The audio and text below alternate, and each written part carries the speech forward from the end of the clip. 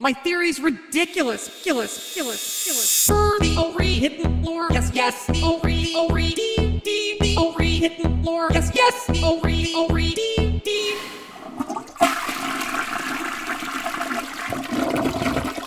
Hello, Internet. Welcome to Film Theory, the show that needs you to skibidi dom that subscribe button. Yes. If you haven't seen the astronomical rise of the series Skibidi Toilet over the last few months, get your head out of the toilet and let me tell you that no one, and I mean no one, has seen this much success so quickly on YouTube before. As I write this episode, the channel's creator, I can't say his name, can I?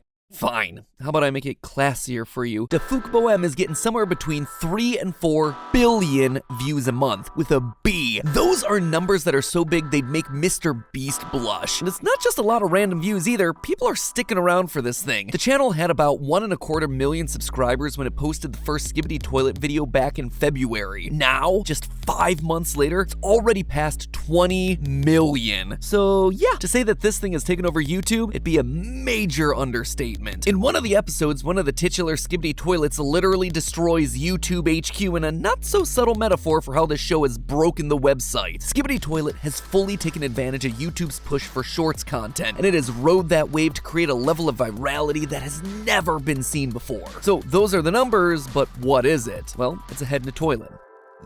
Yep. It's some Gmod animation singing a song. The internet is truly a weird and wonderful place. No, if I'm being completely serious, that's just how the whole thing starts. As the series goes on, the whole thing evolves into a full-on cinematic war between toilets with human heads and people with camera heads, complete with massive titans, mind control, and, wait for it, hidden lore! And I gotta say, after binging every episode of the series multiple times, getting that darn song permanently etched into my brain, what became clear to me was that this goofy meme show wasn't just about being lol so random. It's also not content just remaining as an epic toilet action anime. Yeah, that doesn't sound good. Probably should rephrase that one. Instead, there's an entire meta story buried in this thing. A story about the changing world of entertainment and the fight for survival of art. Yeah, this man's face in a toilet, he's trying to teach us a profound lesson about the meaning of art. And once you see the story that's hiding right in front of your eyes, it becomes clear where the story is ultimately gonna end. So grab your knob toilets, plungers, and KPRL speakers, loyal theorists, as we flush ourselves deep into the fever dream that is Skibidi Toilet. Now, the details for the base story here are pretty straightforward. The whole thing starts when a man's head appears out of a toilet and starts singing a mashup of the 2007 song Give It To Me by Timbaland and the 2022 Turkish song called Dam Dam Yes Yes by Bisser King. But things quickly escalate from there. The toilet heads start to spread. Pretty soon we see an army of these toilets marching, or rather sliding their way down the street military parade style. They clearly pose a threat considering they run over people, they shoot lasers, they even transform humans into more Skibidi toilets. Pretty soon they've established their own cult-like religion, a police presence, they even have themselves a leader of the army in the form of the G-Man from Half-Life. For those of you who don't know, in the Half-Life games, the G-Man is described as this sinister, interdimensional bureaucrat, and he has this strange reality-bending power, so why not just throw him into a show about evil toilet men? Very quickly it becomes apparent that the people of this universe are no match for the toilet terrors. By the time episode 6 rolls around, we pretty much stop seeing humans altogether. Enter the Cameraman. People with cameras for heads. Pretty self-explanatory. But it quickly becomes clear that these characters serve both literally and figuratively as our point of view. Pretty much all episodes are shown from the perspective of one of these cameramen, often ending with the POV character either giving a thumbs up to one of their comrades or being killed at the hands of one of the Skibidi toilets. This ragtag group of cameramen have made it their mission to eliminate the Skibidi scourge. They form an organized militia, they Fortnite dance away from the police, and then they form unlikely alliances with the other species that inhabit this world, the Speakermen and the TV Men, two other groups of creatures that are just here for some reason, probably better suited for a Radio Shack than the front lines. And together they plan to protect the planet from these porcelain pirates. And yeah, that's pretty much about it in terms of broad strokes. The rest of the series basically follows a fairly standard formula. Well, I mean, as standard as a show about sentient monsters from Bed Bath & Beyond gets. We constantly see the cameramen inventing some new technology, such as their giant giant toilet-kicking boss robots. In turn, the toilets repurpose the discarded remains of their fallen foes to become more and more powerful. This cycle of escalation repeats over and over again, eventually leading to where we currently are in the story, with giant kaiju-level battles between the G-Man toilet and the various Titan robots that are created or partnered with the Cameraman. And that, to 99.9999% of people, is what the story of the series is. But I'm here to tell you, it is so much more than that. The battle between the toilet heads and the Cameraman is really symbolic of the battle between YouTube content and traditional medias like the film industry. Yes, I'm feeling okay, and no, I don't want your long-sleeved jacket, even though it looks very pleasant and warm. Skibidi Toilet is, at its core, a story about how entertainment is changing, and how the series creator Dafik Bohem is gonna be the one that merges those two worlds together. It sounds insane, right? I know! That's why I'm so excited about this one. Let me explain it to you. As you might or might not know, this series is littered with models, assets, and references to an age gone by on the internet. An age before YouTube. Yeah, for our Gen Z and frankly most of our millennial audience, there was a time where internet videos didn't solely exist under the careful watch of Google and YouTube. In the beginning, the world of internet video was splintered off from each other. Sites like Newgrounds, Albino Black Sheep, and eBaum's World is where you'd go to find the memes, viral videos, and animations. This is where internet meme culture truly began. Yeah, Charlie, we're going to Candy Mountain. Not to be too internet boomer about it, but there was a time that when you saw a funny video, you'd have to send it to your friends via email. Yeah, that platform that your parents use for work these days, it used to be where you got all your lulz from, like the Numa Numa guy and I'm a Snake. And one of the biggest styles of video that arose from this early internet age was the genre that would eventually come to be known as the YouTube poop. Ironically enough, the style of a YouTube poop just predated the age of YouTube. These videos would involve taking clips or assets from TV, film, and music and just mashing them all together into an unholy stream of consciousness. There's only one real solution to this mess. A stray Christmas tree? A Koopa tail! Oh no, Luigi! We gotta get rid of this trash before it turns me all the way into a Koopa! Wow!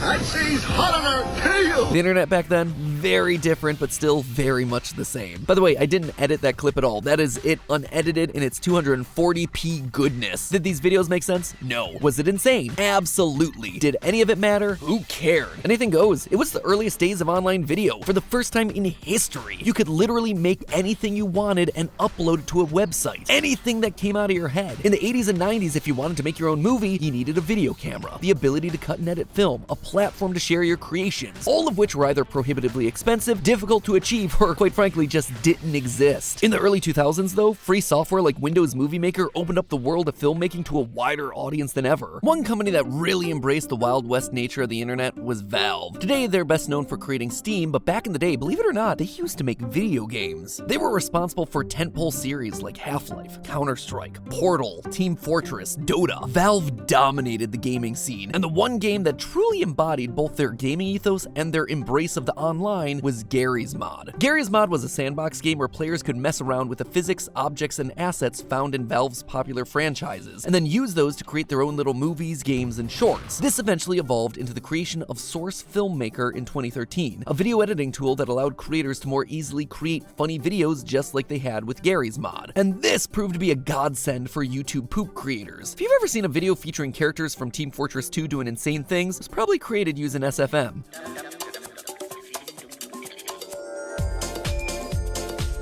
In fact, Dafik Bohem, creator of Skibidi Toilet, as we all know, originally made a name for himself online by making these sorts of videos, SFM content exactly like this. I mean, unless I'm wrong, Skibidi Toilet seems like it still is being created in SFM. So why the big trip down memory lane? Well, I believe that those edgy videos, those YouTube poops that came and went with internet trends, I believe that those are what the toilet heads in Skibidi Toilet represent. Look at the evidence. First, there's the fact that the characters are literally toilets, the place where you poop, like a YouTube poop. Pretty direct connection there. Second, there's the fact that the heads of all the Skibidi toilets are straight from Garry's Mod, Half-Life, SFM, drawing yet another direct connection. There's also some more subtle hints as well if you look between the lines. In episode 4, there's a subtle background detail that shows how humans become toilet people as soon as they're exposed to the influence of the toilets. We pan across a normal restaurant, the toilets march in, and suddenly people are transformed into more toilet heads. Some of those toilet heads even rise through the ranks, appearing in later episodes as leaders of the toilet army. It is the definition of virality. The the toilet people are a disease that's spreading just like a video going viral in the early days. We also know that the events of the series are happening sometime in the past. In episode 20, after going toe-to-toe against the G-Man, the camera titan flies away, flying past two very important buildings, the Twin Towers. Notice here how it's an exact replica, straight down to the spire at the top of one of those buildings. This tells us that the events of the series predate the events of September 11th, 2001. Now, admittedly, YouTube poops didn't exist back then. They originated back in 2004, but websites like Newgrounds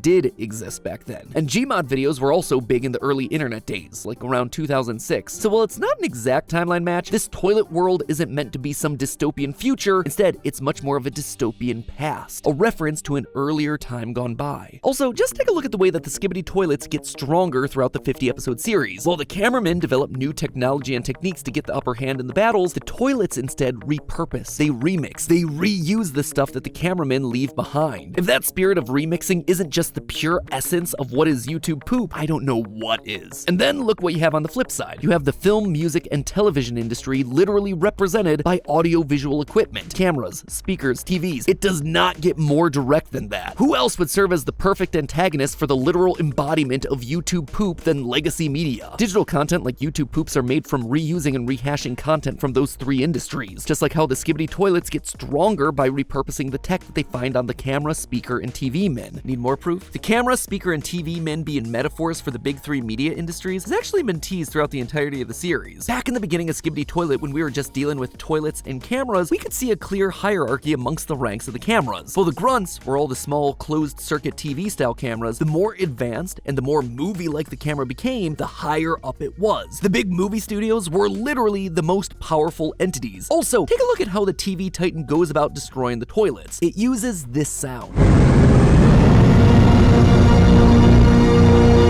Sounds an awful lot like the old THX intro sound.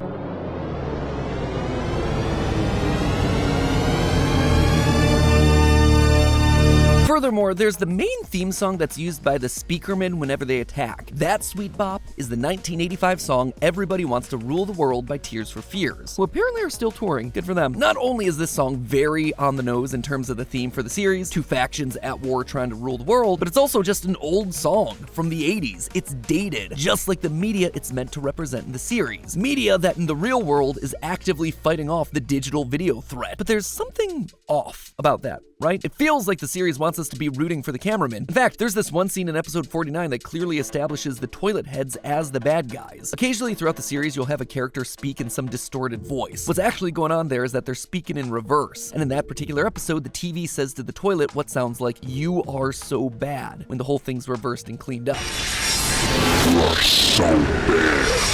But there is no world where we should be rooting for traditional media, right? Especially when you're talking about a digital series. I know the show's odd, but the idea that we're supposed to be sympathizing with some of the least sympathetic industries on the planet seems like a step too far. Meanwhile, we're supposed to dislike the internet video side? I mean, the series got popular because of internet videos. Spoiler alert, singing meme face in a toilet? Yeah, that's the kind of thing that would never happen in a world of TV or film. We are clearly missing some sort of key point here. We have our two sides clearly established, but who or what exactly are we supposed to be rooting for here? Well, that, my friends, is where the most recent episodes come in. At the end of episode 47, we see a G-Man toilet destroy the POV cameraman, just like we've seen him do in many other episodes before. But then, through the lens of our fallen camera, we see someone coming into frame. And it's not just anyone, it's a person. We haven't seen a human in the series for literally dozens of episodes, and yet, out of the blue, a person appears? And it's not just any person either. This character looks an awful lot like DeFook's channel avatar, doesn't it? Like I mentioned earlier, humans didn't really play much of a role in this franchise prior to this very moment. In the beginning, humans were just cannon fodder for the toilet overlords, but now we have one of these humans. In fact, the human who's making the series inserting himself back into the narrative. And not just here, he's also hidden indoors during the opening seconds of episode 45. But why? One does not simply self-insert their avatar into a 2 billion view a month series so lightly when the story is so deep in its own narrative, unless you have a greater role to play in the story you're about to tell. well. Defuk clearly has a love and passion for this style of video. Before Skibidi exploded, he had created dozens of videos in his SFM YouTube poop format. In fact, his two most popular long-form videos on his channel are still to this day SFM animations that he made years ago. That being said, I also don't think he totally dislikes the world of TV, movies, and music either. Why would he make them the protagonists of his epic internet series if he did? I think Defuk, like many other creators, aspires to do this work on a professional level. And you can tell that desire for a professional, higher caliber of work in the way that he's handled the Skibidi Toilet series. Each episode has seen an escalation of the animation, the character work getting better, the ideas bigger and grander. He has literally turned what started as a YouTube poop into an epic action movie that hangs with some of the best content that I've seen this year. So what gives? What is the story that he's trying to tell us through Skibidi Toilets? Well, to me, it's clear from the story that's laid out in front of us that Defuk sees himself quite literally in the middle of these two loves of his that are currently at odds. Notice what his character is doing throughout the series so far. He's picking up the broken remains of the camera heads, the broken remains of traditional media. Creators like Defuk got into making this kind of content on the internet not just because it was fun and easy, but deep down, they wanted to emulate the TV, film, and music that they enjoyed consuming. Defuk wants to take the elements that make the new and old media so great and fuse them together. He is the merge point. He is the next step in the evolution of the medium. He's the missing link here. I mean, look no further than Skibidi Toilet itself. The series starts off as a simple gag that latched onto a viral internet meme in episode 1, but by episode 50, suddenly we have cinematic camera changes, complex sound design, dazzling visuals and special effects that feel like they belong more in the MCU than a YouTube poop. Skibidi Toilet isn't an epic takedown of toxic internet content or the corrupt industrial bigwigs at the studios. Instead, it's evidence that these two things can commingle. These two titans of entertainment can coexist together and be stronger as a result. That the best of both worlds can be brought together for the greater good of entertainment. So where does this franchise end up going from here? Well, we have ourselves our new protagonist in Defuk, who will eventually take center stage, taking it upon himself to save the world that he loves, the worlds of internet memedom and mainstream media. He's gonna turn out to be the Neo of this universe. He is the chosen one. He'll be the one who'll be able to marry both sides of this war together and show that if the two sides put aside their differences, they can create something truly magical. Or who knows, maybe you'll get a movie deal out of it. And then truly, you've had the merging of the worlds. But hey, speaking of blending ideas from multiple industries into one magical product, I want to thank our sponsor for today's video, Opera. With its built-in free VPN and ad blocker, integrated browser AI Aria, and the ability to have your music and messenger apps available at your fingertips, feels like Opera's new browser, Opera One, is the browser that unites everything that we love about the internet into one seamless experience. Here at Theorists, when we're researching videos, keeping tabs on all of our tabs can feel like a job unto itself. After opening 50 Skibidi videos and dozens of fan wiki pages, it becomes a bit overwhelming to even find where the script I was working on went. That's why I love Opera One's new Tab Islands feature, which allows me to easily split my tabs into groups that make sense for my workflow. And as I open similar tabs, new Tab Islands get created automatically, helping me stay organized much more easily. Tab Islands give me the power and flexibility to focus on what's on the screen rather than the mountain of tabs above it. Opera One also comes with a new modular design, which allows me to customize all the bells and whistles to make my browsing experience truly feel like my experience and not one that was just arbitrarily chosen for me. But the feature that I love most with this new Opera One is its native browser AI Aria. Aria was made in collaboration with OpenAI, you know, the company that makes ChatGPT, but with some new features to help make it stand apart. Aria is web connected, meaning that it can provide up-to-date information so we can stay current. Aria also makes it easier to brainstorm ideas, rephrase confusing sentences, and do quick math, all without having to open up new tabs. And the best part is, if I come across some text in a foreign language or some topic or phrase that I'm not familiar with, I can just use the highlight tooltip to have Aria give me the answers that I need instantly. There really isn't much you can't do with Opera's new Opera One, so go use the link down in the description and in the pinned comment to give Opera One a try. Give yourself the better browser experience that you deserve. And as always, my friends, remember, it's just a theory. A film theory. And yes,